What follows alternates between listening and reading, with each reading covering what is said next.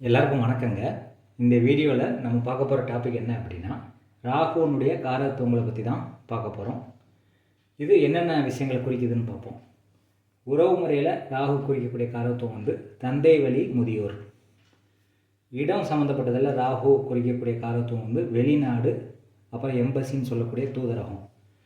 பதவியில் ராகு குறிக்கக்கூடிய பதவிகள் என்ன அப்படின்னா, அதாவது தூதர், கிளரிக்கல் ஜாப்பு, அந்த மாதிரி வந்து தூது விடக்கூடிய இது, இன்டர்மீடியேட்டர் ஜாப்பு, அதுக்கப்புறம் விசாரணை அதிகாரி, இன்வெஸ்டிகேஷன் பண்ணுறவங்க, பரிசோதனை அதிகாரி, இதெல்லாம் வந்து பதவியில் ராகு குறிக்கக்கூடிய காரகத்துவங்கள். அடுத்து தொழிலில் ராகு குறிக்கக்கூடிய காரகத்துவங்கள் என்னென்ன அப்படின்னா, ஃபோட்டோகிராஃபி, சவுண்ட் அண்ட் லைட், அதாவது நிழல் படம், ஒளி மற்றும் ஒளி சார்ந்த தொழில். அதுக்கப்புறம் கடத்தல் தொழில், கடப்பட தொழில், போக்குவரத்து துறை, மத போதகர், சட்டத்துக்கு புறம்பான தொழில்கள் எல்லாமே வந்து ராகு குறிக்கக்கூடிய தொழில்கள்.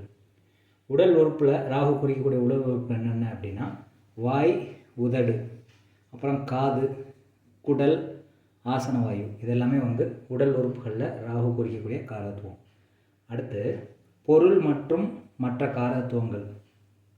இது போக வேறு என்னென்ன காரகத்துவங்கள்லாம் ராகு குறிக்குதுன்னு பார்க்கும்போது, இதில் வந்து கோமேதகத்தை வந்து குறிக்குது கல்லில்.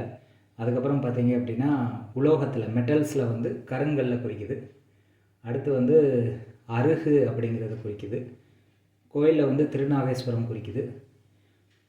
இதில் வந்து உளுந்த குறிக்குது சாப்பிட்றதுல வந்து. அதுக்கப்புறம் பார்த்திங்கன்னா மந்தாரை பூவை வந்து குறிக்குது. திசை அப்படிங்கிறது தென்மேற்கு திசையை குறிக்குது. பறவையில் வந்து ஆந்தையை குறிக்குது. ஏன்னா ஆந்தை வந்து இயற்கைக்கு மாறான செயல்பாடு உள்ளது. நைட்டில் தான் வந்து அது முடிச்சிருக்கோம், காலையில் வந்து அது முழிச்சிருக்காது. அப்போ ராகு வந்து இயற்கைக்கு மரணானதுனால ஆந்தை, வௌவால் இதெல்லாம் வந்து இயற்கைக்கு மாறாக செயல்படக்கூடியது. வௌவால் வந்து நைட்டில் வந்து தலைகீழ தொங்கும், நைட்டில் மட்டும்தான் அது வந்து தெரியும். அந்த மாதிரி வௌவால், ஆந்தை எல்லாமே ராகுனுடைய பறவைகள். கேழ்வரகு அது ராகுனுடையது தான். சிட்டுக்குருவிங்கிறதும் ராகு குறிக்கக்கூடிய பறவை தான். சூதாட்டம், அதுக்கப்புறம் பார்த்திங்கன்னா பிளாஸ்டிக் பேக்ஸு, பிளாஸ்டிக் பொருள்கள் எல்லாமே ராகு தான். விதவை பெண்ணும் ராகு தான். விபத்து, விஷம் மருந்தி இறந்து போதல், துர்மரணம் எல்லாமே ராகு குறிக்கக்கூடிய காரகத்துவங்கள். இது எல்லாமே வந்து ராகு குறிக்கக்கூடிய காரகத்துவங்கள்.